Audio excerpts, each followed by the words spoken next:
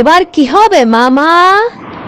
94টি দেশ সহ, যেখানে রাশিয়া, ভারত, এমনকি চীনও বাংলাদেশের অন্তর্বর্তীকালীন সরকারকে বৈধ অবৈধ তার চ্যালেঞ্জ জানিয়েছে। কেন জানেন তো? জাতিসংঘে একটা বৈঠক হবে, সেখানে ফাইজলামি করার সুযোগ নেই। বৈধ না অবৈধ সেটা যদি প্রমাণ করতে হয়, অবশ্যই প্রধানমন্ত্রী সেই পদত্যাগপত্র দেখাতে হবেই। শুনুন পরবর্তী আলোচনা। তবে কি ফেঁসে যাচ্ছে অন্তর্বর্তীকালীন সরকারের প্রধান উপদেষ্টা?